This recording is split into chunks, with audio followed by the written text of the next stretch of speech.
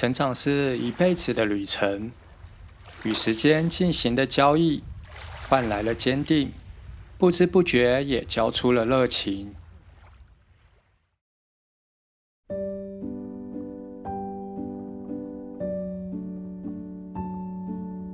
4国小旅行的第3天，我从高松坐快速船35分钟，前往电影《魔女宅急便》的取景地小豆岛，也就是这趟旅程的灵感原点。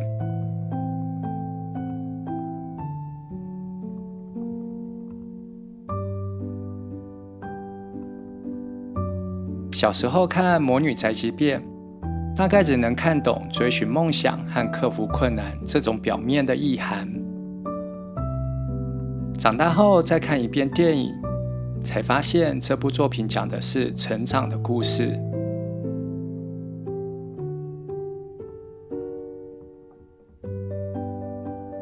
成长伴随的自我怀疑是必经的烦恼，在失去与获得的交易中，找到自己的价值。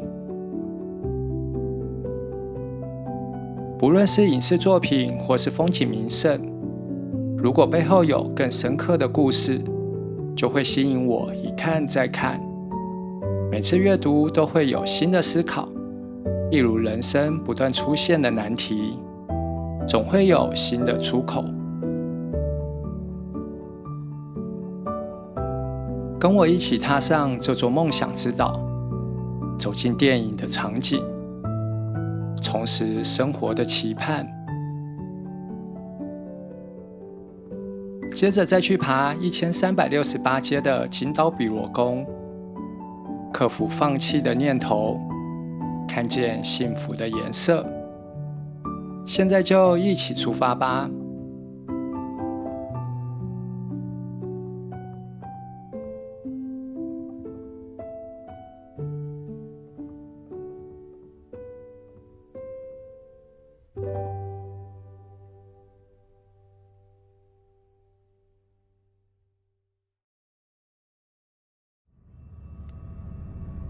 吹着慵懒的海风，我并不急着赶路，先在涂庄港看看大海。蓝色的天空并不忧郁，与大海化成一首流动的诗。橄榄是小豆岛的特产，码头边有个橄榄叶桂冠，名为太阳的赠礼。这是濑户内国际艺术节的作品，叶子上是小学生对未来期盼留下的文字。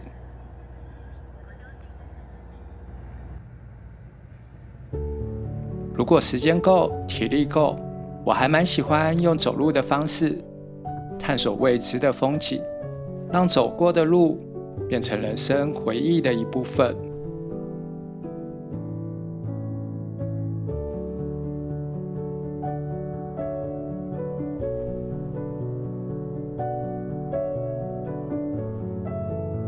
迷路小镇因为复杂如迷宫般的巷弄而得名，最早是为了保护岛民免受海盗侵扰而刻意建造的街景。不过商店几乎都没开门营业，有点冷清。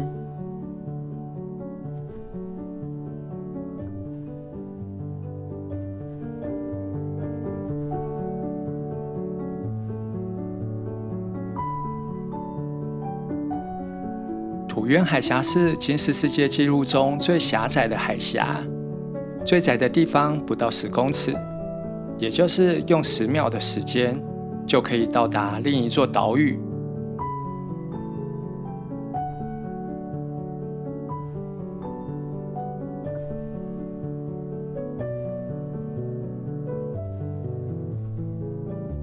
通往西光寺的路上会经过妖怪村，像是光明与黑暗的对比，冲突的感受让这段路充满乐趣。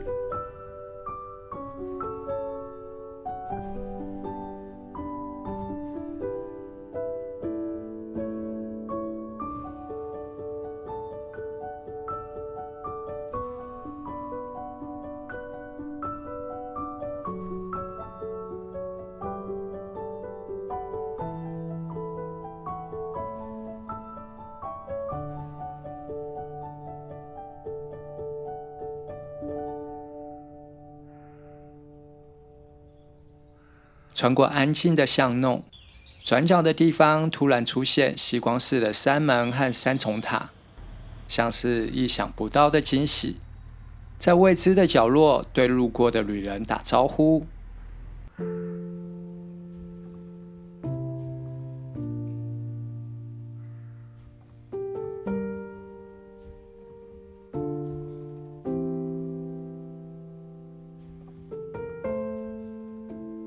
朱红色的山门是为了纪念弘法大师圆寂1150周年而重建的楼门，被称为世恩之门。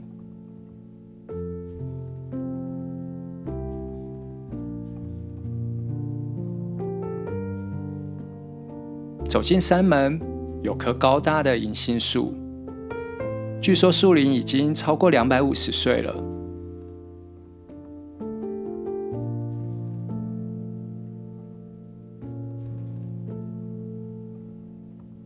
1933年建造的正殿，供奉千手观音。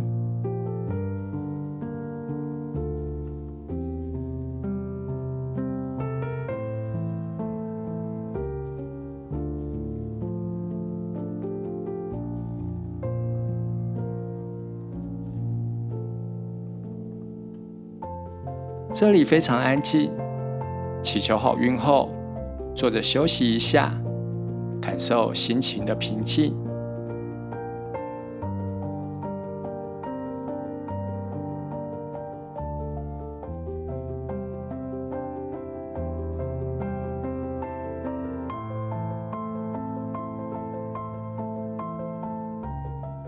沿着台阶走到室内的高处，这里有一座三重塔，是这一区最高的地标建筑，也为当地居民带来心灵安定的力量。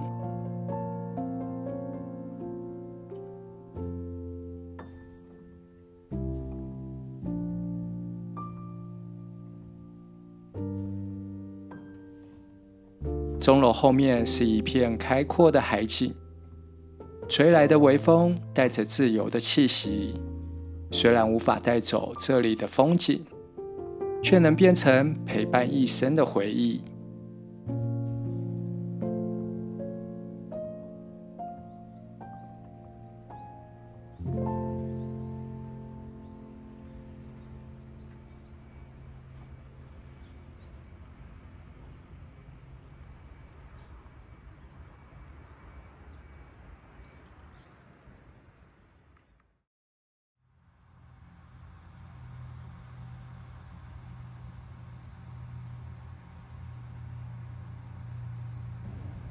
走到小豆岛的人气景点天使之路，这个景色虽然很少见，但真正厉害的是说故事的能力。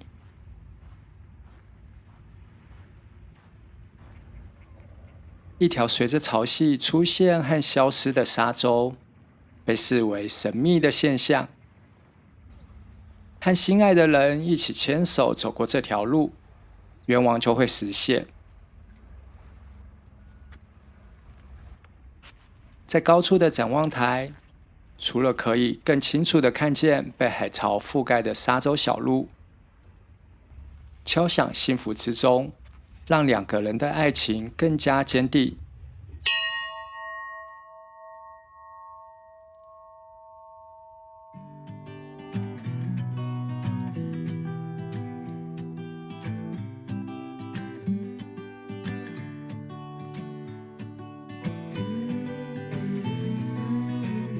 其实潮汐是很普遍的自然现象，却被包装成神秘又美丽的风景，而且还要两个人一起来，为这里增添了浪漫的气息。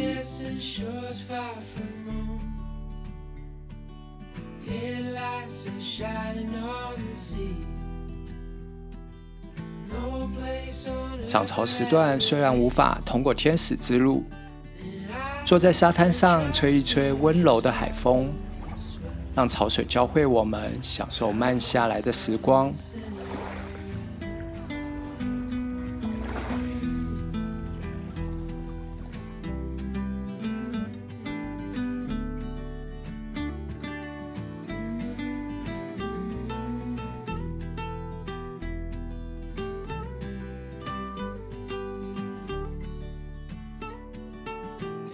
走过的路总会在生命里留下痕迹。在天使之路，让我想起了之前一段很有趣的工作经验。那份工作要重新定位旅游景点，说一个新的故事，以此吸引观光人潮。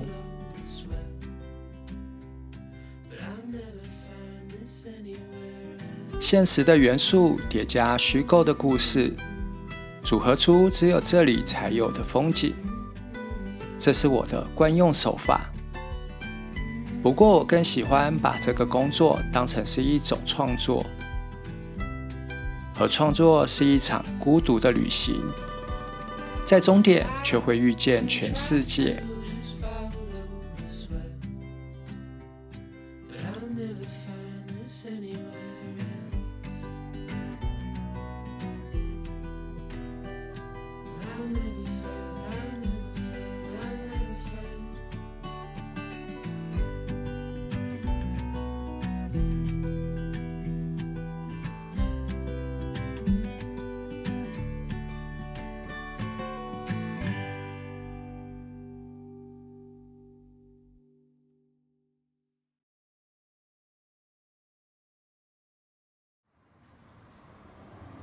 接着前往橄榄公园，这里因为拍摄电影而成为小豆岛的必游景点。坐上绿色的公车，宛如异国风情的沿路风景，渐渐浮现主角琪琪第一次看见小镇的兴奋与期待。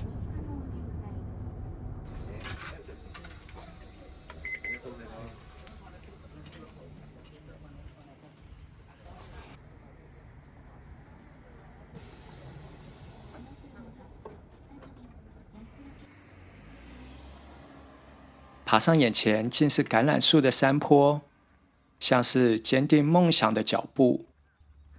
不论快慢，总会遇见最好的自己。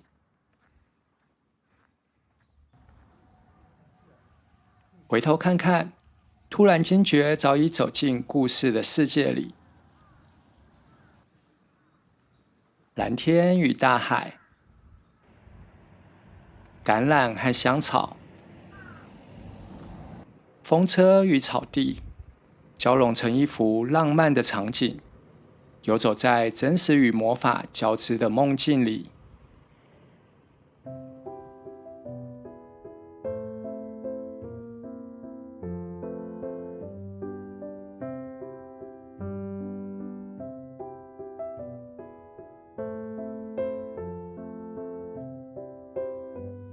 围绕橄榄延伸很多体验，当然少不了美食及纪念品。可以在餐厅看着大海吃顿午餐，简单的味道却是深刻的幸福。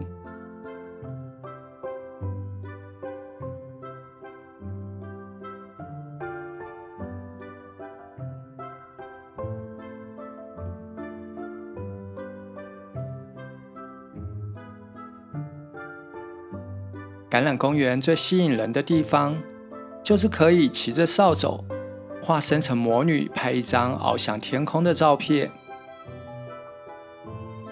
拿起扫帚的时候，像是投射了琪琪进行修行的成长历程，急着想证明自己，带着远大的梦想，却越走越迷茫。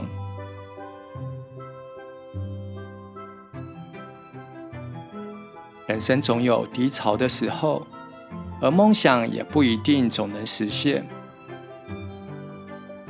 突然出现的自我怀疑，一生中总会出走那么几次。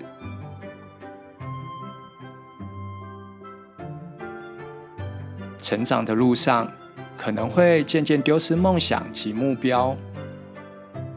重点不一定是要急着找回梦想，而是保持热情，继续对生活充满期盼。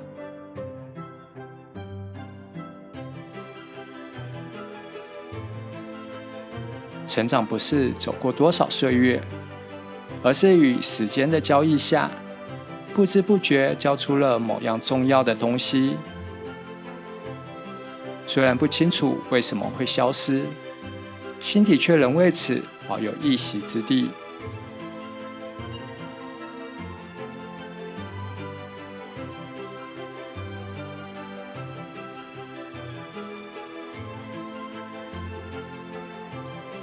本来我并不想跟大家一样，拿着扫帚在这里跳啊跳，但这样不就错过了飞翔的乐趣吗？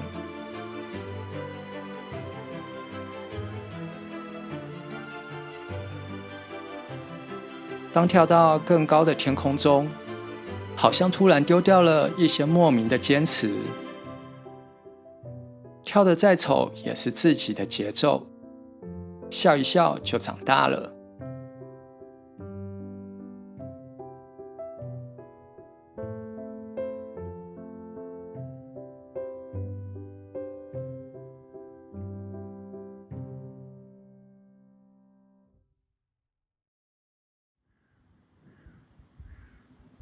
前往下一站韩霞溪之前，沐浴在橄榄滩海水浴场的阳光下，享受温柔的海风带来的慵懒与放松。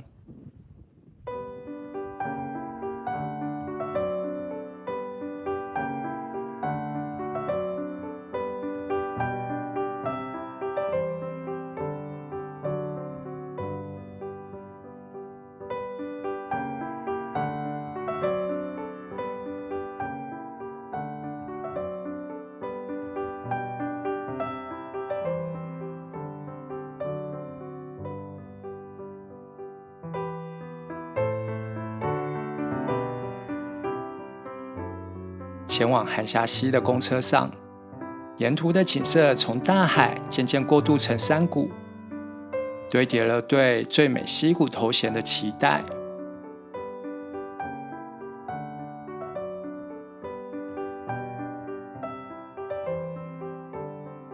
从红云亭坐缆车5分钟，就会到1300万年前形成的悬崖绝壁美景。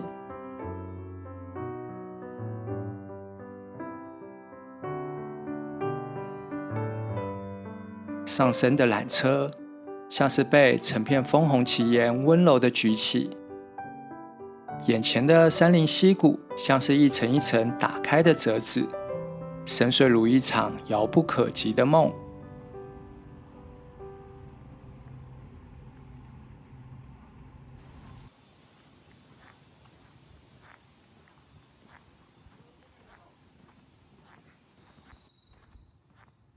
韩霞溪由安山岩与凝灰岩经过千万年的侵蚀，形成奇岩怪石林立的景观，加上秋天的红叶，被誉为日本最美3大溪谷。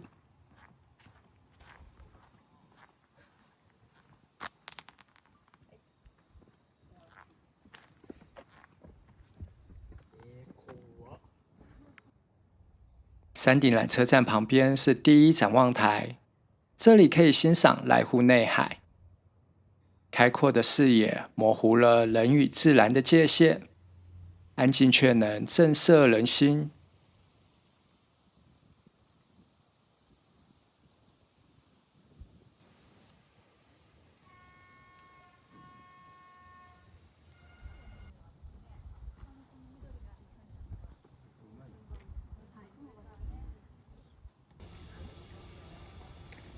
这里有一间名为1亿元的厕所，建成时是最奢华的厕所，有自动门、空调、公共电话，甚至还有背景音乐。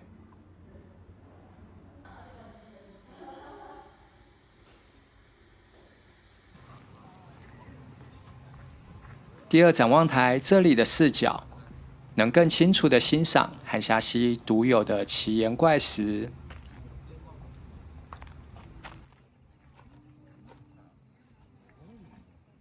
有的像狮子怒吼，有的如佛陀安坐，穿插散落在红绿交错间，与背景的大海构成一幅鬼斧神工的画作。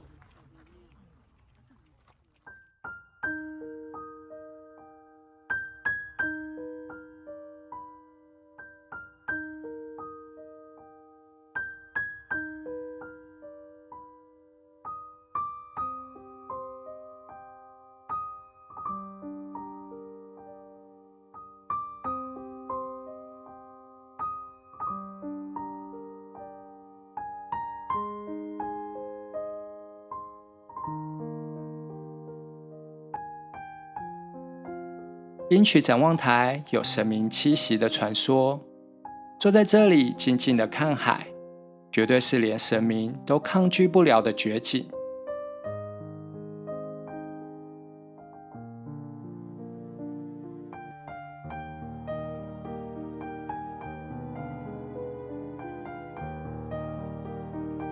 天空球是濑户内国际艺术节的作品，在远离喧嚣的球状空间里，自然、艺术和人类融合为一体。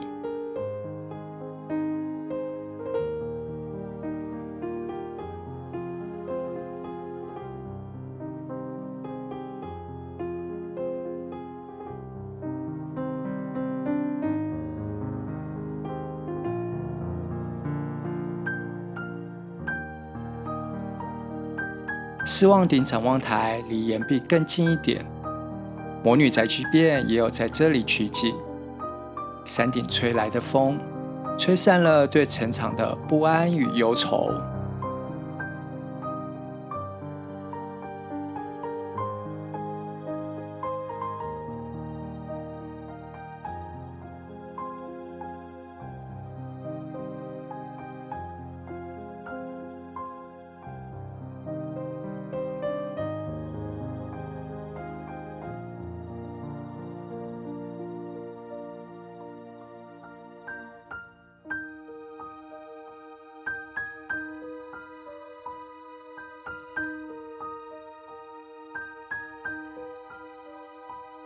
下山的缆车上，看见另一种面貌的寒霞溪，是阳光隐没后的冷峻与锋利。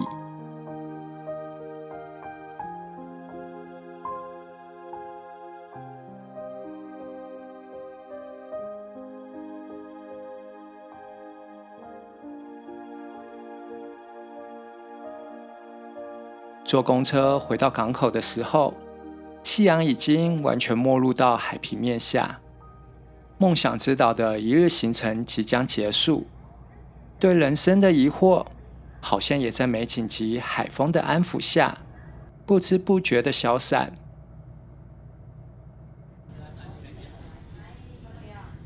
往高松港的渡轮在码头蓄势待发，在黑暗中孤独地前进，平稳的步伐是努力的证明，一步一步接近内心的自由。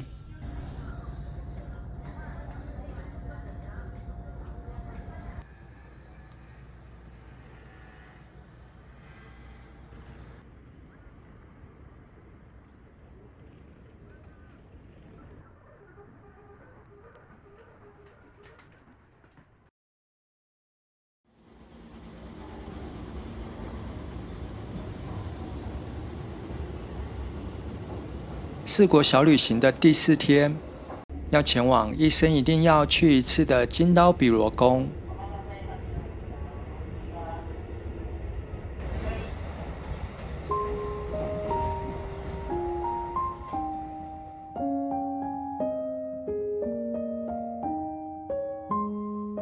江户时代，平民是禁止出远门旅游的，但如果是去京都的东西本院寺、三重的伊势神宫以及相传的金刀比罗宫，就不受这个限制。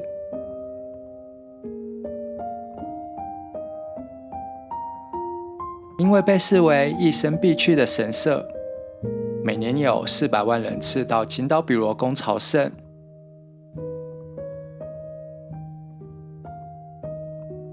复古的琴殿是最适合前往金刀比罗宫的交通工具。规律的轨道运行声编织出倒转时光的旋律。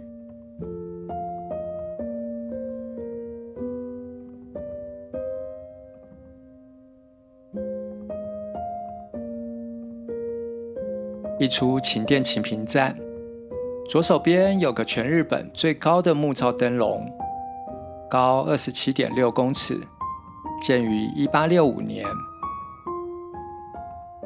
还没开始金刀比罗宫的爬行，就先被历史古迹来个震撼教育。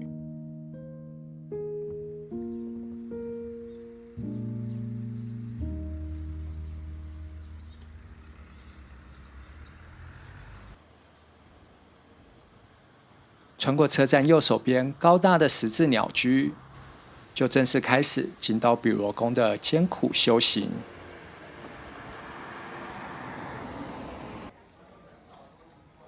参道两旁是各式迷惑人心的商店，幸好来得早，很多店都还没开，不然很可能在这里会花太多时间。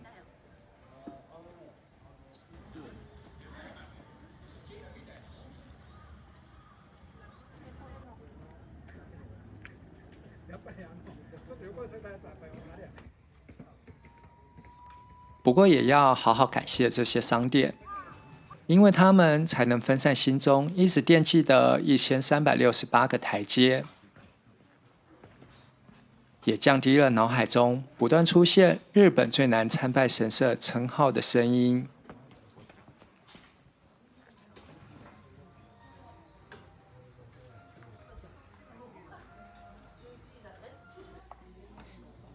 在整数的地方有台阶数的提示，像是进度条一样，只是这条进度在这里无法快转。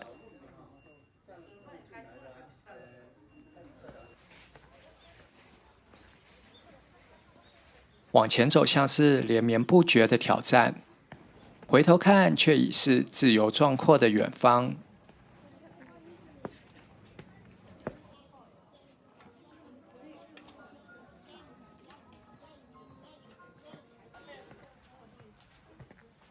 穿过365阶的大门，才算是正式进入神社的范围。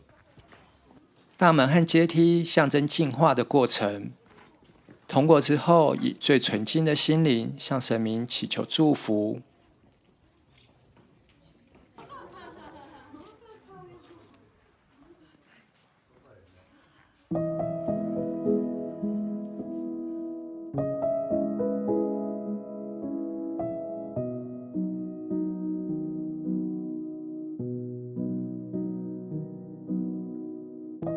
走过笔直的鹰马场参道，会看到铜制的鸟居。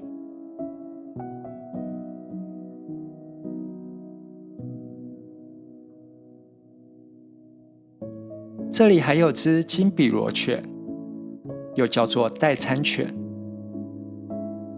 如果不方便前行，就可以拜托它代为前往参拜。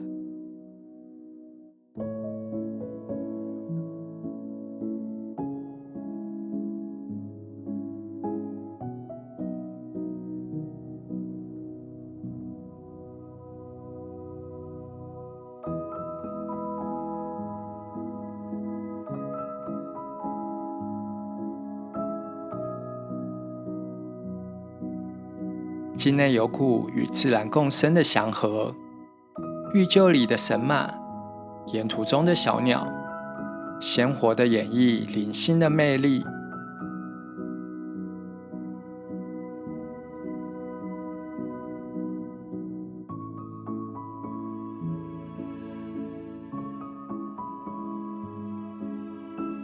位在628阶的续社，是建于江户时代的二重路木造建筑，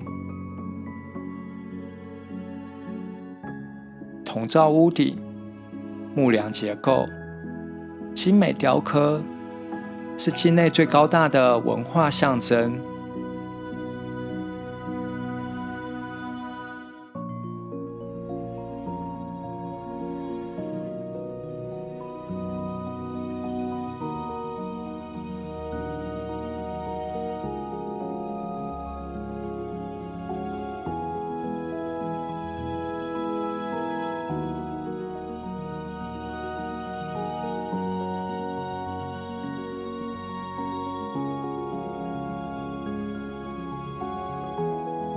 穿过木质的衔木门，通过重重的阶梯考验，终于到了785阶的玉本宫。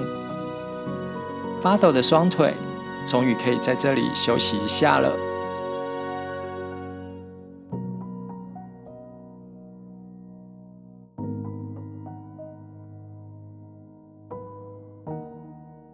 现在的玉本宫重建于1878年。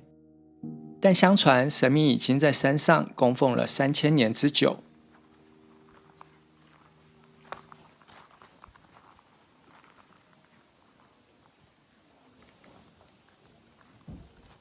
主祭神是海上的守护神，因为保佑家园而广受信奉崇拜。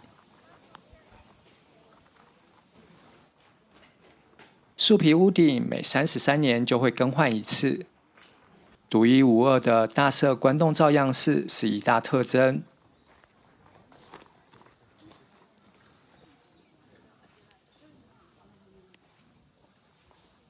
络绎不绝的参拜人潮验证了一生一次的地位，热闹的氛围却不减参拜时的宁静感受。这一刻，心里只剩自己与神明虔诚的对话，温柔的回应心中的远方。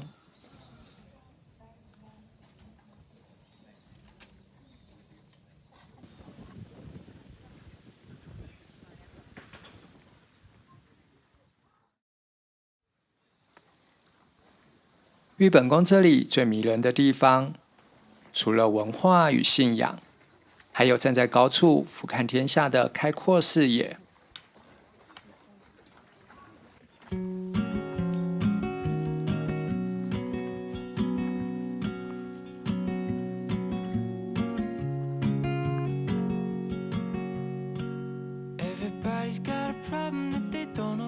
战旗复式的婀娜，濑户大桥的坚定，由山海组成的诗与远方，在名为一生一次的风景中，由微风写下难忘的回忆。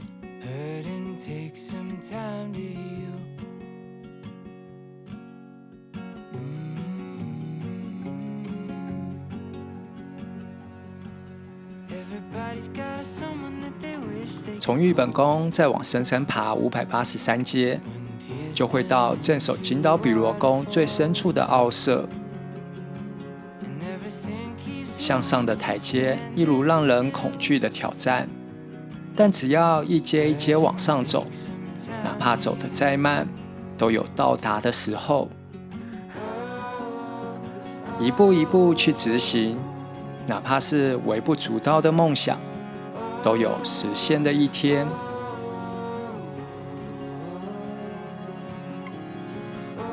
不断出现的自我怀疑，一如成长路上的低潮，只有在抵达终点那一刻才会消失。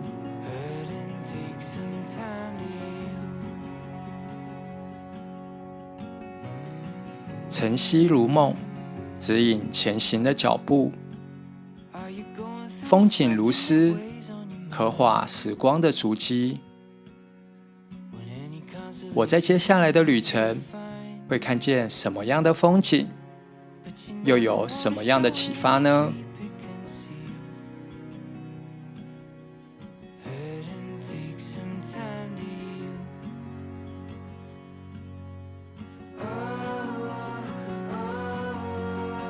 如果你也喜欢日本乡间的风景，请继续收看《四国游记》下集，在未知的转角偶遇故事的伏笔。